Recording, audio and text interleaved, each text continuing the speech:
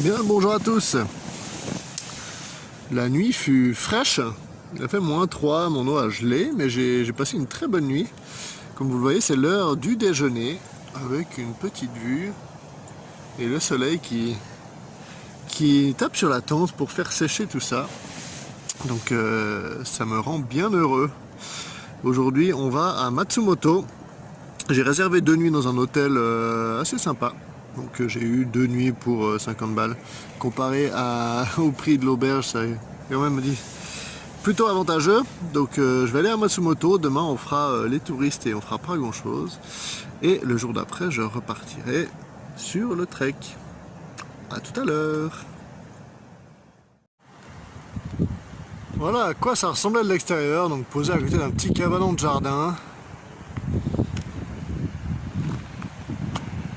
Et aujourd'hui, malheureusement, ce qu'on voit là-bas, toutes les montagnes sont bien visibles. J'aurais eu une belle vue sur le mont Asama si j'avais marché là-bas aujourd'hui, mais bon, on peut pas toujours choisir.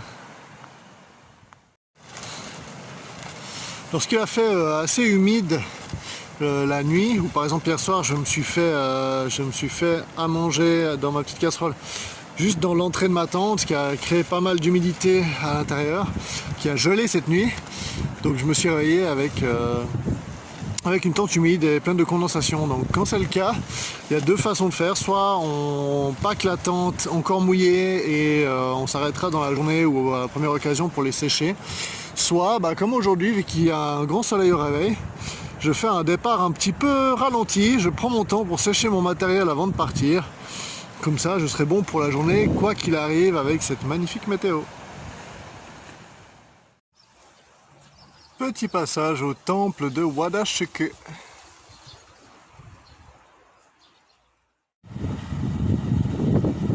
Magnifique petit coin de la ville avec en face de nous l'ancien Honjin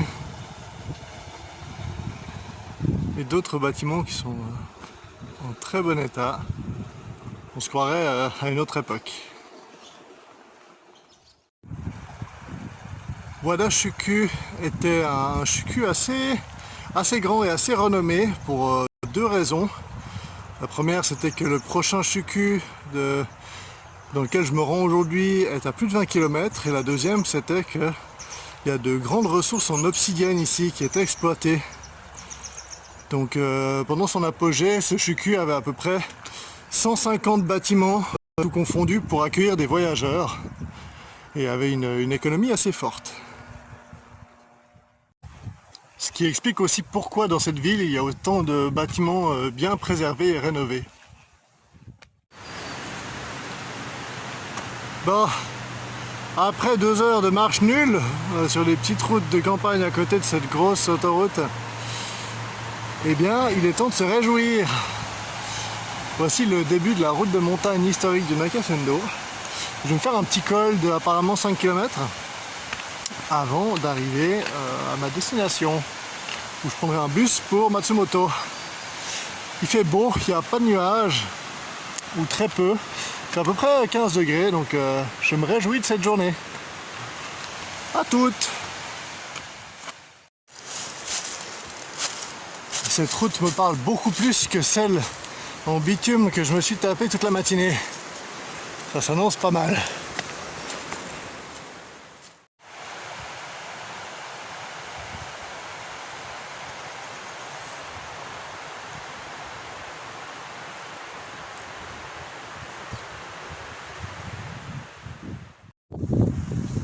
Alors moitié chou, moitié angoissant.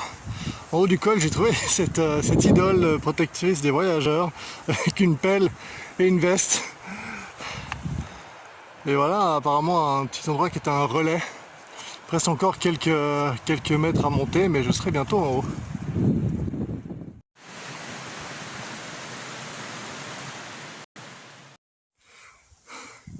Mais que j'avais tort, c'était pas du tout le haut du col, c'était genre le milieu.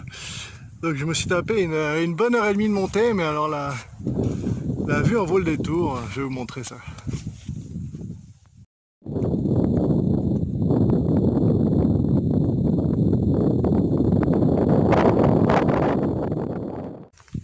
Descente un peu tortueuse à flanc de coteau, mais pas le temps de faire de pause. Apparemment ici c'est aussi une zone à ours, donc j'ai ressorti la clochette. Je chante à voix haute et je vais me dépêcher de descendre et d'aller vers la civilisation, vu que j'ai pas du tout envie d'en rencontrer un. En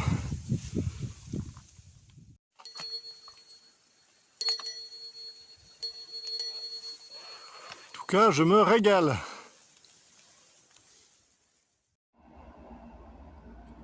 Hello tout le monde. Alors je suis à la station de train de Shimosuwa. Je vous ai épargné le reste de la marche parce qu'en fait assez rapidement le chemin s'est transformé en de l'autoroute, en fait, une sorte d'autoroute. Et ce qui aurait dû être le Nakasendo était totalement barré par des arbres qui étaient cassés, n'étaient pas du tout entretenus. Donc j'ai essayé de faire du pouce, ça n'a pas marché. Du coup j'ai marché pas mal au bord de la route et vers la fin j'ai eu la chance de pouvoir trouver un bus pour la dernière normalement heure de marche. Mais il y a un bus qui s'est arrêté, coup de bol, au moment où je traversais la route pour suivre le Nakasendo. Et du coup j'ai pris le bus parce que mes pieds m'en veulent et j'en peux plus. Mais c'était intéressant aujourd'hui de voir le plaisir que j'ai eu à remarcher dans la nature et à quel point ça m'a saoulé de me faire l'autoroute juste après. Ça me fait un peu réfléchir sur la manière que j'ai d'appréhender le Nakasendo jusqu'à maintenant. Et bon, je vais profiter du jour de pause qui vient pour y réfléchir.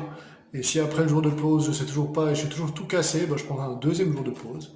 Parce que c'est à ça que ça sert le voyage, des fois s'écouter un petit peu. Alors bah, je vais prendre mon train et on va aller jeter un œil à Matsumoto. Devinez qui vient de se faire upgrade parce qu'il a de la chance? C'est Bibi, c'est Bibi. Ah, papa. Et pour 2 jours en plus. Salle de bain privative, petite baignoire. Oh, je vais me prendre un bain. Allez, à plus. Bon, maintenant que j'ai passé 1 heure à me baigner et que j'ai de nouveau une odeur humaine, je vais aller me chercher un petit takeaway des familles, histoire de refaire le plein de bonne graisse que je perds en marchant beaucoup trop et de passer une bonne soirée. Et voilà de quoi calmer mes besoins de gyoza. Sur ce, je vais manger et vous laisser pour aujourd'hui. Alors, à demain!